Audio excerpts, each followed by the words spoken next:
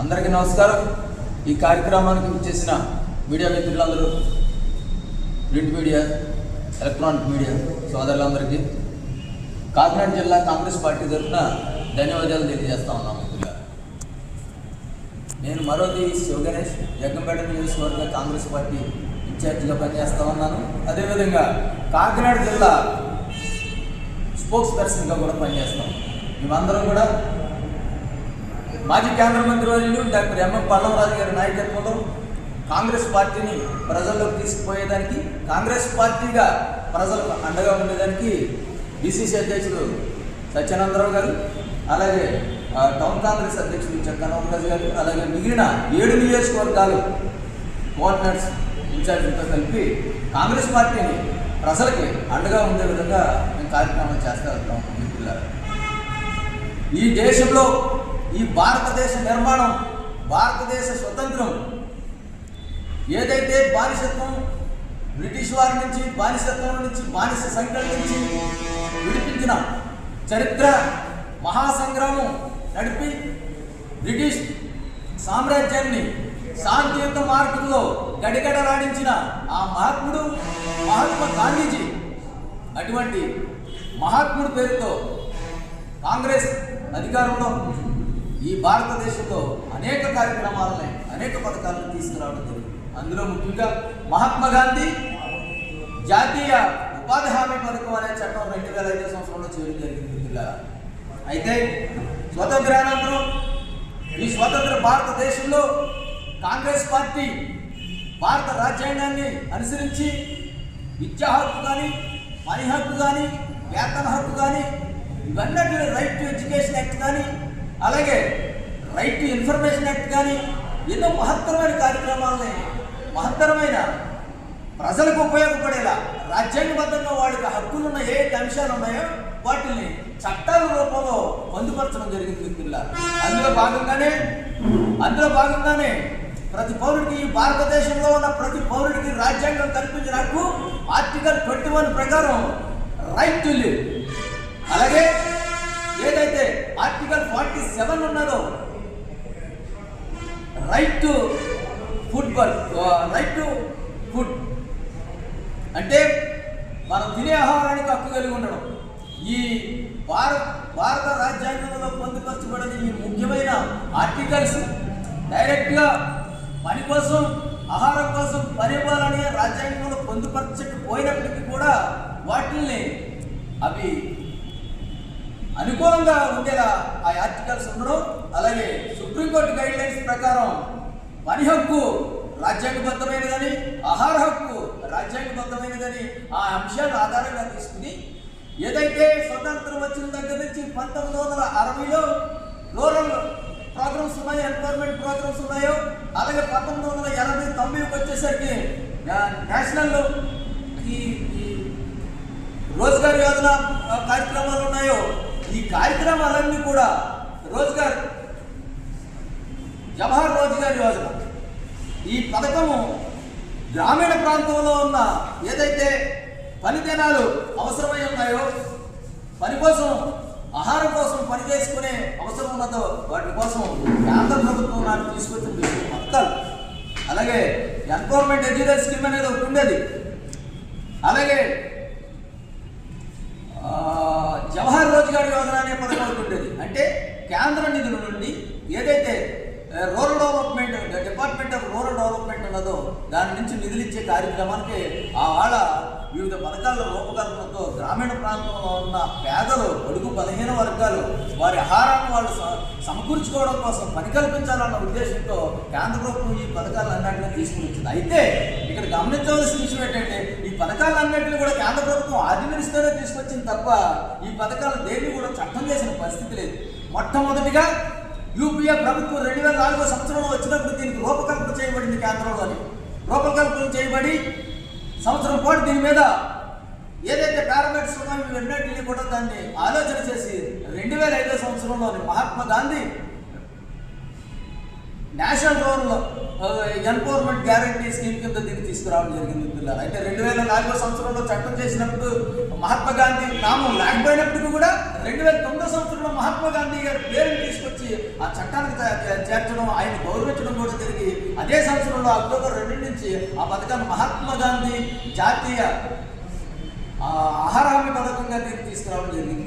నాటి నుంచి నేటి వరకు ఈ 20 సంవత్సరాల్లో ఈ అఖండ భారతదేశంలో 135 కోట్ల మంది దాదాపు జనం ఈ భారతదేశంలో 31 బిలియన్ రోజులు అంటే 3100 కోట్ల పనిదినాలు ఈ చట్టం ద్వారా కల్పించడం జరిగింది. మిత్రులారా, ఈ భారతదేశం 100% వ్యవసాయం మీద ఆధారపడిన దేశం. అంటే 170 మంది వ్యవసాయ పనుల మీద ఆధారపడిన పరిస్థితి. అందులో 130 మందికి సంపూర్ణంగా 100 రోజులు కానీ 50 రోజులు కానీ పని దినాలకి ఆటంకమైన పరిస్థితుల్లో ఈ భారతదేశం ఉండడం వల్ల ప్రతి పౌరుడికి ఆహారం అవసరం కాబట్టి పేద బడుగు బలహీన వర్గాలు ముఖ్యంగా పని దినాలు లేక వాళ్ళు ఆహారాన్ని సమకూర్చుకోలేకపోతున్నారు. కాబట్టి కనీసం 100 రోజులు వాళ్ళకి పని దినాలు కల్పించాలనే ఉద్దేశంతో దీనిని కనీసం 100 రోజులు వాళ్ళు అడిగినప్పుడు వెంటనే వాళ్ళకి పని కల్పించాలి. 100 రోజులకు తక్కువ కాకుండా ప్రతి పౌరుడికి వాళ్ళ ఆర్థిక అంశాలతో సంబంధం లేకుండా, కులమతాలతో సంబంధం లేక, ఏ రాష్ట్రంలో సంబంధం లేకుండా, ఏ జిల్లాలో సంబంధం లేకుండా వాళ్ళు పని అడిగినప్పుడు పని కల్పించాలని చెప్పేసి బ్రహ్మాండమైన చట్టం చేయడం జరిగింది. ఆ వాళ్ళ నుంచి ఈ 20 సంవత్సరాలు ఈ భారతదేశం, ఈ 20 సంవత్సరాల ముందు భారతదేశం వేరే, ఈ ఎన్ఆర్జీఎస్ పథకం తీసుకొచ్చిన తర్వాత ఈ 20 సంవత్సరాల్లోని భారతదేశం తీరు వేరే విధంగా అభివృద్ధి దిశలోని చాలా సంతుష్టిగాని ఉన్న పరిస్థితి ఉన్నది. మిత్రులారా, అయితే మోడీ గారి ప్రభుత్వం ఏదైతే ఉందో వీరు ఒక ఇద్దరు ముగ్గురు ఆయనకి మంచి స్నేహితులు ఉన్నారు, 10-15 మంది వరకు తర్వాత సబ్ ఫ్రెండ్స్ ఉన్నారు. వీరందరికీ కూడా ప్రజాధనాన్ని దోసిపెట్టేదానికి వివిధ కార్యక్రమాలు తీసుకొస్తా ఉన్నారు. అన్ని స్థలాలను కానీ, అన్ని రాష్ట్రాలను కానీ, అన్ని హక్కులను కానీ, గ్యాస్లు కానీ, నేషనల్ రోడ్వేస్ కానీ, ఎయిర్పోర్ట్స్ కానీ, రైల్వే లైన్స్ కానీ, రైల్వేస్ కానీ అన్నింటినీ వాళ్ళు అమ్మేస్తున్నారు. అయితే వాళ్ళకి మిగిలింది ఏంటంటే మానవ వనరులు మిగిలి ఉన్నాయి. మానవ వనరుల్ని వాళ్ళకి అమ్మేయాలి. వాళ్ళకి కేటాయించిన ప్రాజెక్టులో, అర్బన్ ప్రాజెక్టులో వాళ్ళకి ఇవాళ ఎన్ఆర్జీఎస్ పథకం రూరల్లో ఉండడం వల్ల వలసలు తగ్గిపోయాయి. వలసలు తగ్గిపోవడం వల్ల అర్బన్లో ఉన్న కూలీలు ఎవరైతే ఉన్నారో 1500 2000 పెడతారు కానీ కూలీ దొరకని పరిస్థితి కార్పొరేట్స్కి వాళ్ళ పరిస్థితి ఉన్నది. కనీసం 1000 రూపాయలు ఇస్తే కానీ కార్పొరేట్స్కి కూలీ దొరక ఒక కూలి పని చేసే వ్యక్తి దొరకని పరిస్థితి ఉంది. అంటే ప్రజలు సమృద్ధిగా ఉన్నారు, ప్రజలు పని చేసుకోవడానికి అవకాశం ఉంది. కార్పొరేట్స్కి ఇబ్బందిగా ఉంది. ఈ కార్పొరేట్స్ అందరికీ 150 రూపాయలకి 200కి కూడా మనుషులు దొరికే విధంగా ఉండాలి. అంటే ఈ రూరల్ ప్రాంతం నుంచి అర్బన్ ప్రాంతం ఏదైతే ఉందో ఆ ప్రాంతానికి వలసపోవాలి. అర్బన్ ప్రాంతానికి ఈ జీవనోపాధి లేకపోవడం వల్ల రూరల్లోనే అర్బన్ ప్రాంతానికి వలసపోతే అక్కడ ఏదైతే ఆదాని అంబానీ కార్పొరేట్ కంపెనీలు ఉన్నాయో వాళ్ళకి ఏదైతే వాళ్ళ సంస్థలు ఉన్నాయో అందులో పనిచేసేదానికి 150 రూపాయలు 200 రూపాయలు కూడా ఈ పెర్సన్ డేస్ ఏదైతే ఈ మ్యాండేట్స్ ఉన్నాయో ఈ కనీస వేతనం 150-200కు కూడా మనుషులు దొరికే పరిస్థితి ఉంటుంది. కాబట్టి దీనికోసం ఈ కార్యక్రమం తీసుకున్న పరిస్థితి. అయితే మహాత్మా గాంధీ జాతీయ ఉపాధి హామీ పథకం ఈ భారతదేశంలో గ్రామీణ ప్రాంతంలో ఉన్న పేదలకి గొప్ప భరోసానిచ్చిన చారిత్రాత్మక పథకం. ఈ ఎన్ఆర్జీఎస్ మహాత్మా గాంధీ ఎన్ఆర్జీఎస్ పథకం తీసుకొచ్చిన తర్వాత గ్రామీణ ప్రాంతాల్లో ఉపాధి అవకాశాలు పెరిగాయి, వలసలు తగ్గాయి. మహిళా మూర్తులు ఎవరైతే ఉన్నారో వారికి ఆర్థిక భరోసా కలిగింది, ఆర్థిక స్వతంత్రం వచ్చింది. గ్రామాలు కలకల్లాడుతూ ఉన్నాయి ఈ 20 సంవత్సరాల నుంచి. అటువంటి ఈ పరిస్థితిని, గ్రామాల్లోని పరిస్థితిని కేంద్రంలో బీజేపీ ప్రభుత్వం రావడం వల్ల, ఈ ఎన్ఆర్జీఎస్ నిధులు సకాలంలో విడుదల చేయకపోవడం వల్ల, ఈ నిధుల్లో వివిధ రకాల అంశాలు తీసుకురావడం వల్ల, సమయ పద్ధతిలో సరైన సమయంలో పేమెంట్ చేయకపోవడం వల్ల గ్రామీణ రైతు కూలీలు అప్పులు పాలైపోతూ ఉన్నారు. మళ్ళీ వలసల దారి పట్టే పరిస్థితి వచ్చింది. ఇది సరిపోదన్నట్టు బీబీ గ్రాంట్, ఈ పథకం పేరు బీబీ గ్రాంట్, ఒక గ్యాంగ్ బీబీ గ్రాంట్. వీళ్ళు ఏమంటున్నారంటే బీబీ అంటే వికసిత్ భారత్. వీళ్ళు ఒక కథ పెట్టుకున్నారు. 2040 సంవత్సరం మరి 4047 సంవత్సరం అంటే స్వతంత్రం వచ్చిన తర్వాత 100 సంవత్సరాల వరకు వీళ్ళు ఎవరు భోజనం చేయకూడదు, అప్పుడే అభివృద్ధి అంటారేంటో. అంటే 2047 వరకు అప్పటి వరకు అభివృద్ధి లేదు, ఆదాని అంబానీలో బాగుపడతారు, అప్పటి వరకు ప్రజలు అన్నం తినక్కర్లేదు అనే ఉద్దేశం. అంటే 2047 సంవత్సరంలో మనకు అభివృద్ధి చూపిస్తారండి. అప్పటి వరకు మనకు అభివృద్ధి కానీ, ఆహారం కానీ, ఫుడ్ సెక్యూరిటీ కూడా ఉండదని వీళ్ళ ఆలోచన. అలాగే ఈ గ్రాంగ్ అనే దాంట్లోంచి ఈ చివరి జీని తీసి ఆ చివరిని తీసి మధ్యలో ఆర్యం రామ్ రామ్ రామ్ రామ్ అంటారు. జీ రామ్జీ అంట. జీ రామ్జీ కాదు, అది grand. GRAMG, guarantee for Rozgar Ajeevika mission, మళ్ళీ బ్రాకెట్లో గ్రామీణ. ఒకటి ఇంగ్లీష్ పదం, ఒకటి హిందీ పదం, ఒకటి ఇంగ్లీష్ పదం, ఒకటి హిందీ పదం. వాడు ఇష్టం వచ్చినట్టుగా నామకరణాలు చేసి, ఏది ధైర్యం ఉంటే మహాత్మా గాంధీ పేరు మీరు తొలగించేది పథకం నుంచి, మీరు ధైర్యం ఉంటే శ్రీరాముడి పేరు పెట్టండి, మనందరికి బ్రహ్మాండమైన మహారాజు అయినా చక్కగా పరిపాలించాడు. మీరు రాముడి పేరు పెట్టరు, సీత పేరు పెట్టరు, లేకపోతే అబ్దుల్ కలాం గారు ఈ దేశానికి ఎంతో సేవ చేశాడు, ఆయన కనిపెట్టిన ఆ లాంచెస్ రాకెట్స్ వల్ల మన యుద్ధంలో మనం బ్రహ్మాండంగా ప్రతిభ కనపరచు. ఆయన పేరు పెట్టండి, అబ్దుల్ కలాం గారి పేరు. సీతారామ ఉపధామి అని పథకం పెట్టండి. పెట్టరు, మీరు రామాలయం పెట్టరు. కాకపోతే రాముడి పేరు చెప్పి ఓట్లు తట్టుకుంటారు, ప్రజలందరినీ కలబడిస్తూ ఉంటారు. ఈ విధమైన కార్యక్రమం చేసి భారతదేశాన్ని వెనక్కి తీసుకుపోయే ప్రయత్నం చేస్తూ ఉన్నారు మిత్రులారా. అయితే ఏదైతే చట్టం ఉందో, ఈ చట్టం గత 21వ తారీఖు డిసెంబర్ నాడు భారత రాష్ట్రపతి గారు ఆమోదం చెందింది. చట్టం చేసేశారు, చేయవలసిన పని చేసేసి ఇప్పుడు కొత్తగా ప్రజలను మోసం చేయడానికి పంచాయతీలకు పోయి అక్కడ రిజర్వేషన్ తీసుకుంటున్నారు. ఇదిగో ఈ విధంగా మార్పులు చేస్తాం, మీకు అన్ని పనులు ఇస్తాం, మీకు బ్రహ్మాండంగా ఉంటుంది అని మోసం చేస్తూ ఉంటారు. ఏదైతే Mahatma Gandhi national rural empowerment guarantee scheme అనే ఈ పథకం 2005 చట్టం ఉన్నదో, ఈ చట్టం ప్రకారం వేజెస్, కాస్ట్ ఆఫ్ వేజ్, వేతనం ఏదైతే ఉందో అది 100% కేంద్ర ప్రభుత్వమే ఇప్పటి వరకు ఇచ్చింది. ఇది చట్టం.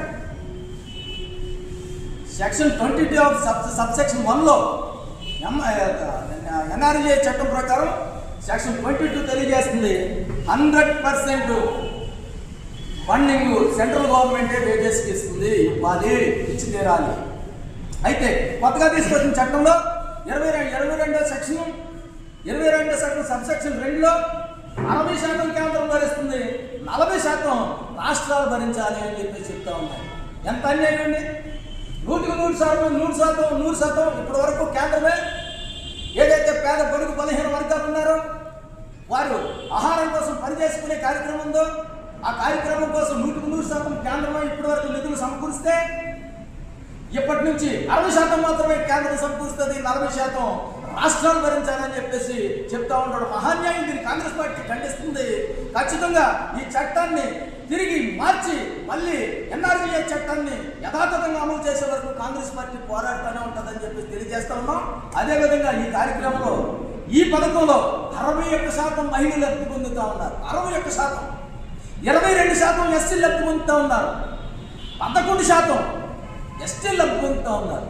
అంటే మహిళలు, ఎస్సీలు, ఎస్టీలు, బలహీన వర్గాల ప్రజలకి అవసరమైన, అత్యవసరమైన, జీవనాధారమైన, జీవనానికి ఉపాధికి అవసరమైన, జీవనోపాధికి అవసరమైన ఈ చట్ట పారామీటర్స్ని మార్చి ఈ ప్రజలందరినీ బడుగు బలహీన వర్గాలను అత్యంత పేదలు చేసి కార్పొరేట్లకి కట్టబెట్టాలని చెప్పేసి, వారికి బానిసలు చేయాలని చెప్పేసి ఈ కేంద్ర ప్రభుత్వం, ఈ బీజేపీ ప్రభుత్వం చేస్తా ఉన్నారు మిత్రులారా.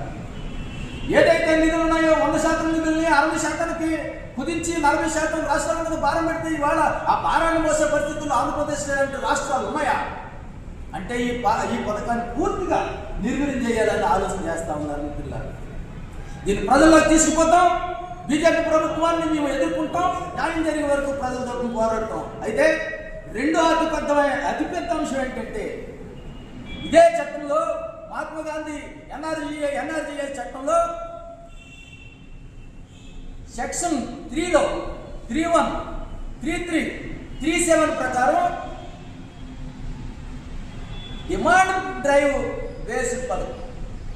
దట్ మీన్స్ ఏ పౌరుడైనా నాకు పని కల్పించాలని అన్నప్పుడు 100 రోజులు పని ఏదైతే కల్పించాలో, ఈ నిధులు సరిపోకపోతే, కేంద్ర ప్రభుత్వం బడ్జెట్లో కేటాయించిన నిధులు సరిపోకపోతే, ఈ మ్యాండేట్స్ ఎక్కువైతే డిమాండ్ డ్రైవింగ్ చేస్తామంటారు. మళ్ళీ కేంద్ర ప్రభుత్వం నిధులు సమకూర్చాలి. ఇది చట్టంలో NREA చట్టంలో సెక్షన్ 31, 33, 37, 3లో పొందుపరచబడి ఉన్నది. అయితే అత్యంత దౌర్భాగ్యమైన విషయం ఏంటంటే, సెక్షన్ 4(5), సెక్షన్ 4(6)లో ఈ కొత్త చట్టం ఏదైతే ఉందో, ఈ వీబీ గ్రాండ్ ఏదైతే చట్టం ఉందో, ఈ చట్టం ప్రకారం కేంద్రం వారి పారామీటర్స్ ప్రకారం ఒక సెట్ అయిన గ్రాంట్ని ఇస్తారు. వాళ్ళు అనుకున్న పారామీటర్స్ మనం చూడండి, రేషన్ కార్డ్స్ 100 రేషన్ కార్డ్స్ ఉంటే 60% మాత్రమే కేంద్రం రేషన్ కార్డ్స్కి మనకి సబ్సిడీ ఇస్తుంది, మిగిలిన 40% మన రాష్ట్ర ప్రభుత్వమే భరిస్తూ ఉంటుంది. అలా వాళ్ళ పారామీటర్స్ ప్రకారం ఒక నిధిని ఏర్పాటు చేస్తారు. ఆ నిధి అయిపోయిన తర్వాత పనిదినాలు కావాల్సిన డిమాండ్ చేసిన ఇంకా నిధులు ఎలోకేట్ చేయదు. అంటే పనిదినాలు ఉండవు, ఒకేసారి కేటాయిస్తారు. ఆ కేటాయించిన తర్వాత అది సరిపోకపోయినా సరే పనిదినాలు ఉండవు. మనం ఉదాహరణ చూస్తే లాస్ట్ ఇయర్ 2024-25లో దేశం మొత్తం ఎన్ఆర్జీఎస్ పథకం కోసం 60,000 కోట్ల రూపాయలు కేటాయించిన తర్వాత ఈ 20 సంవత్సరాల్లోని 31,000 కోట్ల 3,100 కోట్ల పనిదినాలు ఏవైతే ఉన్నాయో, అందులో కొన్ని సంవత్సరాలు 150 కోట్ల పనిదినాలు, కొన్ని సంవత్సరాలు 150 కోట్ల పనిదినాలు, కొన్ని సంవత్సరాలు ఇప్పటివరకు 300 కోట్ల పనిదినాలు లాస్ట్ ఇయర్ జరిగాయి. 300 కోట్ల పనిదినాలు లాస్ట్ 2-3 ఇయర్స్ జరిగాయి. అప్పుడు ఏదైతే బడ్జెట్లో కేటాయించిన 60,000 ఉన్నాయో, ఇది డిమాండ్ డ్రైవ్ చట్టం కాబట్టి మాకు ఇంకా పని కావాలని చెప్పేసి ఎవరైతే హౌస్ హోల్డ్స్ ఉన్నారో వాళ్ళు అడిగినప్పుడు పని కల్పించడం వల్ల బడ్జెట్లో మరొక 26,000 కోట్ల రూపాయలు కేటాయించడం జరిగింది. అది మహాత్మా గాంధీ ఎన్ఆర్జీఎస్ చట్టం యొక్క గొప్ప ఫ్లెక్సిబిలిటీ, ఆ ఫ్లెక్సిబిలిటీ. అయితే ఈ చట్టానికి వచ్చేసరికి ఒకసారి ఒక గ్రాంట్ను నిగరం చేసిన తర్వాత, ఒక గ్రాంట్ని విడుదల చేసిన తర్వాత అవసరం మేరకు కూడా ఇంకా వాళ్ళు నిధులు కేటాయించే పరిస్థితి లేదు. అది సెక్షన్ 4(6) చెప్తా ఉన్నాయి. అయితే ఆ పనిదినాలకి రాష్ట్రం భరించవలసిన అవసరం ఉంది, కేంద్రానికి సంబంధం లేదు. రాష్ట్రం ఎక్కడి నుంచి భరిస్తుందండి? రాష్ట్రం ఆ పరిస్థితిలో ఉన్నదా? ఇంత దౌర్భాగ్యకరమైన ఈ పరిస్థితులు ఈ చట్టంలో ఉన్నాయి. ఇవన్నీ కూడా ప్రజల్లోకి తీసుకెళ్ళిపోతాం. అదేవిధంగా